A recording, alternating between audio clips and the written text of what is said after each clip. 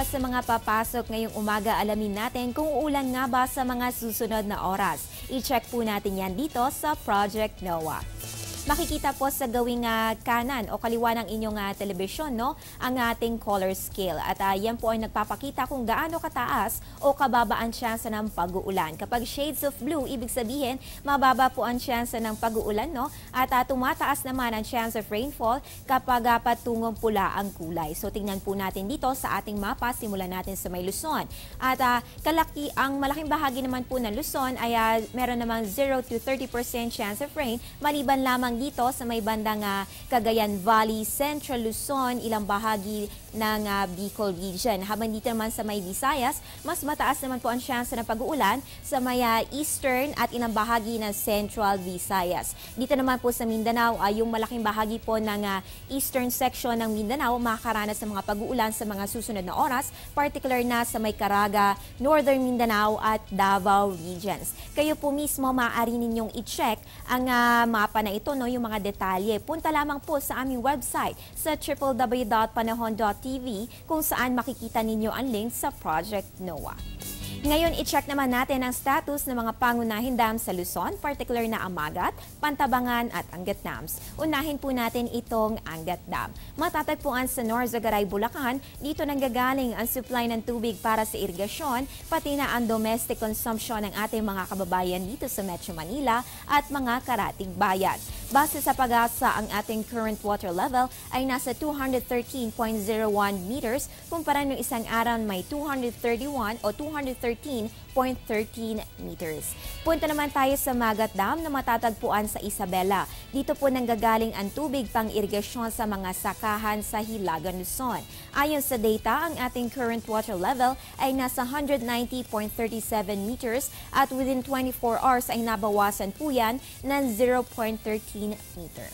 Samantala sa Nueva Ecija naman, matatagpuan ang Pantabangan Dam kung saan nagmumula ang patubig para sa mga sakahan sa gitnang Luzon. Ayon sa ahensya, ang ating current water level ay nasa 202.13 meters kumpara ng isang araw na may 202.28 meters at within 24 hours ay nabawasan po yan ng 0.15 meter. So far, maayos naman po ang estado ng water levels sa mga pangunahing dams base sa datos ng Pag-asa Hydromet Division. Ngayon, alamin naman natin ang pagtaya ng panahon sa mga pangunahing lungsod ng bansa. Simulan po natin sa may Luzon. Dito sa may Baguio City, inaasahan po natin ang temperatura sa pagitan ng 11 to 21 degrees Celsius, habang ang Puerto Princesa ay may 23 to 30 degrees Celsius. Punta naman tayo sa Visayas. Inaasahan po dito sa may Iloilo at Bacolod ang 24 to 30 degrees Celsius, ganun din sa may Tacloban. Habang dito naman po sa may Metro Cebu, asahan natin ang temperatura na 24 to 29 degrees Celsius. At finally, dito sa may Mindanao, inaasahan po natin ang temperatura sa pagitan ng 23 to 30 degrees Celsius sa may Metro Davao, habang ang Zamboanga ay may 24 to 31 degrees Celsius. Sa iba pang balita, nananatili sa Alert Level 2 ang Bulkang Mayon. Bagamat walang nai-record na volcanic earthquake mula dito sa loob na 24 oras. Ang Alert Level 2 mga kababayan, ibig sabihin bumaba naman ang tsansa ng eruption ng bulkan sa mga susunod na linggo. Ganun pa man sa oras na magbalik ang abnormalidad sa pagkilos ng bulkan, maaaring itaas muli ang advisory sa Alert Level 3. Bukod po sa panahon, patuloy lang din tayo magmamonitor ng ating mga bulkan.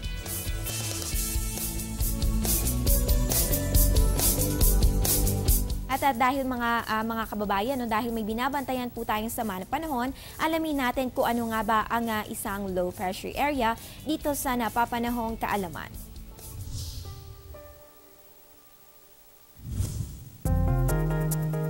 Ang low pressure area o namumuong sama ng panahon ay nagmumula sa Intertropical Convergence Zone na matatagpuan sa bandang equator ng mundo. Tumatakbo ito pa counterclockwise sa Northern Hemisphere at clockwise naman sa Southern Hemisphere. Ang low pressure area ay nabubuo sa dagat at madalas nanggagaling sa Pacific Ocean, ang pinakamalaking anyong tubig sa mundo. Ang mga ulap, thunderstorm at malakas sa pag-ulan ay nangyayari kapag papalapit na ang low pressure area. At kapag ito'y lumakas pa, ito'y nagiging bagyo.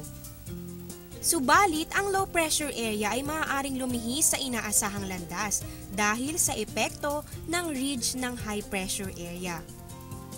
At yan ang napapanahon nating kaalaman ngayong tag-ulan.